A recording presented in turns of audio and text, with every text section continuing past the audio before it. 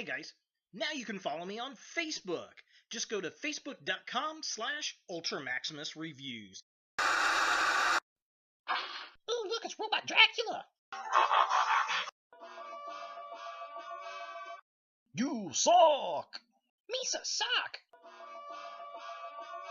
You should kill yourself. Misa killed myself! I so gotta learn how to do that.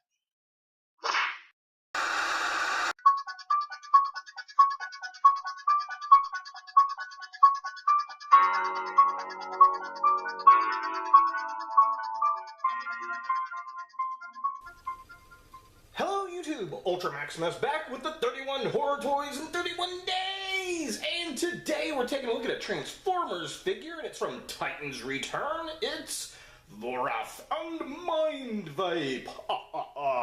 I've been waiting for this figure actually for a while. This is in wave 2 of the Titan's Returns line, and I got this from Big Bad Toy Store because we don't have any of these figures here locally in Indiana yet. We've only got the Wave 1 figures still hanging around. I have seen some of the Wave 2 Voyager figures and Leader Class figures pop up, but none of the deluxes. So, yeah, I'm pretty happy to see this guy. So let's go ahead and take a look at the packaging. So here we have Mindwipe in package, and it's very similar to what we've gotten in the first wave.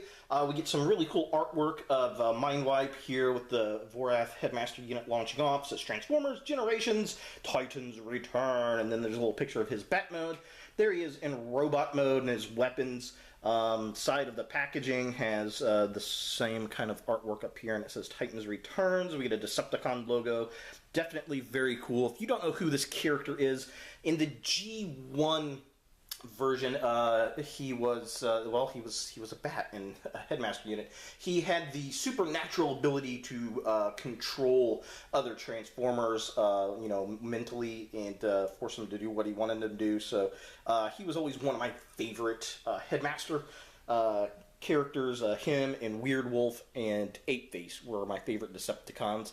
And I do have the Fans Project version of this guy, which off the bat, I'm not too sure about this bat mode. I really like the Fans Project version, so I guess we'll see when we get this out of package. But yeah, I like the artwork. Very cool. That is pretty neat. There he is in package. It says Transformers, Titans Returns.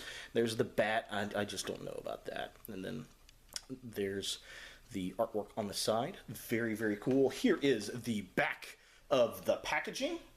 Again, very similar to what we got in the first wave, except we get different figures here, which is cool. There he is in robot mode. There's his Headmaster unit transforming. He turns into a bat, and then you can put the little Headmaster unit inside the little bat there. And then there's a write-up right there, looking pretty cool. So just kind of a close-up. If I can get this to focus here. If you want to pause and read this, you are more than welcome to. And then here we have Fortress Maximus head, and it says, hey, you can use this across the entire line, which I love this play gimmick. So Ape-Face is a small Headmaster unit, which that makes me sad. I wish he was a deluxe figure because I really like that character. Then we have Wolfwire. For some reason, he's not Weird Wolf anymore, so I don't know, copyright maybe. Astro Train, which is a repaint and slight retool of Sentinel Prime. Well, I think Sentinel Prime was the repaint retool of him, but yeah. And then you get Soundwave, which I do have Blaster I've yet to review. I'll do that after the whole 31 horror toys in 31 days is done. But yeah, that's pretty much it for the packaging. Let's go ahead and get Mindwipe and Vorath out of box and see what we think. So here we have Mindwipe out of the package, and I have to say, I'm impressed with the robot for the most part. I do like it. The joints are relatively tight, which is good. He stands pretty well, and I like how the wings kind of wrap around and make his feet. He's got his little bat head back here, and he's got these little bat wings, which is interesting. I can't remember if he actually had the bat wings in the G1 version or not. I'll have to go back and look. He does come with his instructions on how to transform him, which that's pretty cool. And then we've got his little trading card, and the trading card does not show the wings which is fine. You can transform them. I'll show that here in a second. And then here are his stats on the back. I love how they are doing this. Very, very cool. He's not the most powerful of bots, but yeah, that's okay. For comparison, here we have Mindwipe next to a winged headmaster buddy. It's Scourge. And he seems smaller. He does. I don't know, they're about the same height, really, and the same width. They feel about the same plastic-wise, but I don't know, something about his arms just seem a little smaller to me than it does here, but that just may be, illusional. I don't know, but definitely cool. See the two side by side and get that kind of Gen 1.5 headmastered, era cartoon stuff going on up on the shelf. Definitely digging him. Now, the cool thing about this figure, again, if you don't like these wings, you can fold them backwards. And they're rubber. That's really strange. So that you can have more of a robot look, I suppose, if you wanted to. So that is pretty cool. Now, the other thing I kind of like is his little shield weapon piece here. I like how it's got these claws. It's almost spider-like. Like, they look like they could transform into a spider. And you can kind of get this hook claw thing going on if you really wanted to, which is very neat. Or you can turn this into a gun, which is, well, the whole point to this series. So I'm going to pull this off like this and kind of show this off. So you can put the little peg down like that, and then you can take this gun and you can mount it onto here like thus, and create a little gun for the headmaster unit to fight in. Or you can, if you wanted to, transform this downward, I guess just by flipping the peg, and then you can plug it onto his arm, and it kind of wraps around the arm, and I really like that look. I think that looks pretty awesome. Very cool. Very fun. But let me show you what it's really meant to do. And we're going to take Vorat's little headmaster off of Mindwipe. Get off of there. Doesn't know where to go. And then to transform him, you just unfold the legs and the arms. Be careful about the arms on these figures. They are on little tiny ball sockets. And I did pop his off. I thought I lost it for a second. I was like, oh no! And then he snugly fits into the gun piece like that so that he can shoot it. And it looks like it's not going to fit that peg there, but it does fit perfectly fine in his hand, which is cool. And he can hold it. His joints are strong enough where he can actually hold the weapon piece, which is very cool. And then I'm just going to take Scourge's headmaster off. So come here, Fracas. And no, I don't want to transform. So we're going to put his headmaster unit on Mindwipe to kind of see what that looks like. So there he is. Yes, very, very fun. It looks goofy, but yeah, it's the very fun play gimmick. I like how these little units can be used in the Voyager class. It can be used in the Deluxe class here. It can be used in the Leader class and, I guess, the Titan class. So very, very fun play gimmick. Alright, so I'm going to take his headmaster off and put Vorath back on. Buddy, get in there. Plop. Take his weapon out of his hand. Throw that to the side. Take Fracas, throw him to the side. Alright, now as far as articulation goes on this figure, pretty decent, pretty cool. He's got his headmaster, which can spin. It can look up and down very, very ever so slightly. His arms are on a joint right there. They also have, for transformation, another joint, but you can get a little higher pose out of it. They do go all the way around. He has a double-jointed elbow, actually, but that's mainly for transformation. His hands, they only move up and down like that for transformation. Unfortunately, there is waist articulation, so he can twist, which is very cool. His legs go up that far, they go that far back, they go out really stupid far. He does have a joint at the knee, which is pretty nice. His foot is on a swing hinge right there.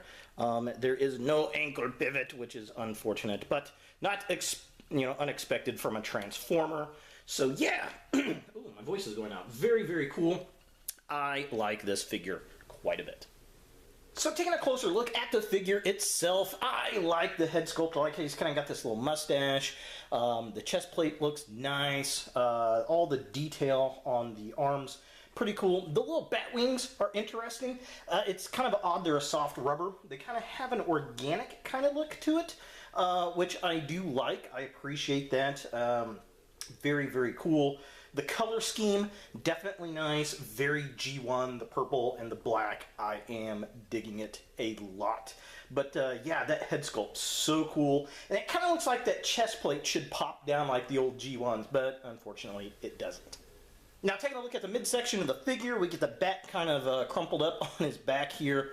I like the detail on the shield. I think that looks really cool. Again, it reminds me of a spider for some reason. Very nice. The lower part of the body, it's okay. It's got a lot of detail, but it's nothing but black. As are the lower arms. Again, it works for what it is. The other cool thing about this shield, I like the little claws. I really do. The legs look pretty good. In fact, they're probably one of the better parts of the robot here. It's the big bat wings that fold around to make the legs. I think that's really impressive. He's got nice, big, flat, stable feet, which works well. It kind of, eats up most of that gappiness in the legs, because, it's basically hollow, but it works. And it works really well. A lot of good paint detail, a lot of sculpted on detail, very nice. And I love the silver kneecaps and all the little red paint around the purple there. It just looks really, really nice. All right, now transformation on this figure is relatively simple and pretty fun. I like it. So let's go ahead and transform Mindwipe into his bat mode.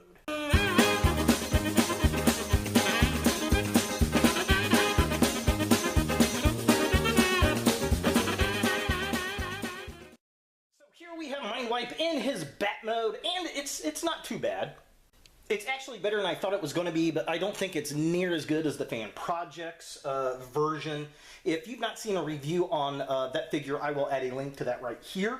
But for what it is, it's not too terribly bad. I do like the wings. I like how they fold out.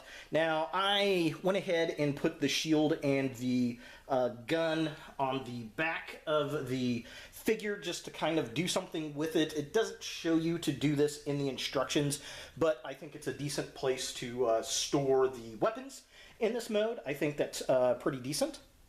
And the interesting thing about this, and very unexpected, is that his mouth, his little bat mouth here, actually is articulated. So that comes down and opens up, so that is very cool. And then his little cockpit for the Headmaster unit is a coffin. Very much like the Fans Project version, but that's pretty neat. So you can put your little Headmaster guy in here. Let's do that really quick. His feet down like that. So there he is. Doop. Yeah. So kind of interesting, kind of cool. Definitely not what I was expecting. Now, some of the pictures I've seen have the legs kind of folded out a little bit further, spread out a little bit further, but this is what the official instructions show. For comparison, here we have Mindwipe with Skull Smasher, the only other animal headmaster I've got from this line.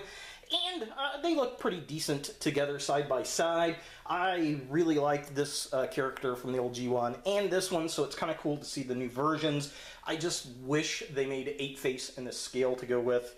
And then, of course, I need to get a weird wolf to match up with these guys.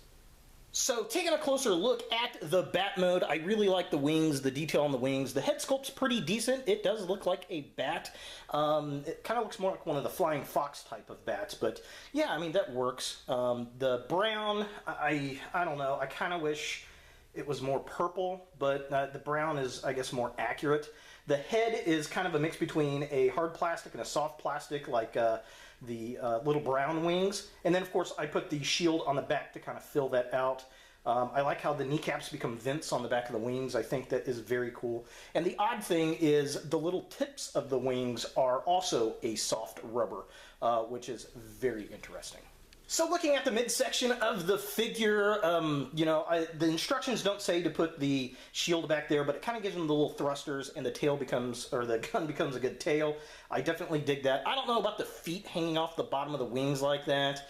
That's a little disappointing. I do like the coffin cockpit, even though it is a clear ripoff of the Fans Project version. Overall, not too bad of a bat mode. Now, taking a look at the feet of the figure, this is probably the weakest point of the bat mode. You get this big, bulky arms on the back there, and these tiny little feet that really have no articulation. And going straight down, they look kind of goofy. I think my biggest gripe about the figure is the fact that the feet do not move and the head cannot move upright to get him in a flying pose. That's just a bit disappointing.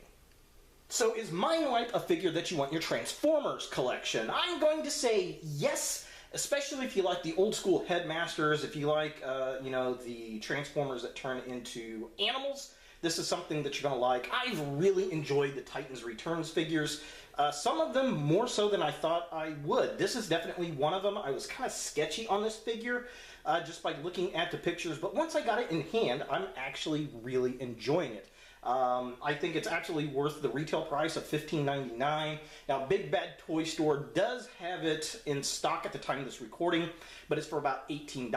So if you can't find it, it's worth the $3 to order it for sure. So there he is, Mindwipe from Titans Return. Hey guys, thanks for watching. If you like this video, thumbs it up. If you hate this video, thumbs it down. To watch more Ultra Maximus, click on the links to the right.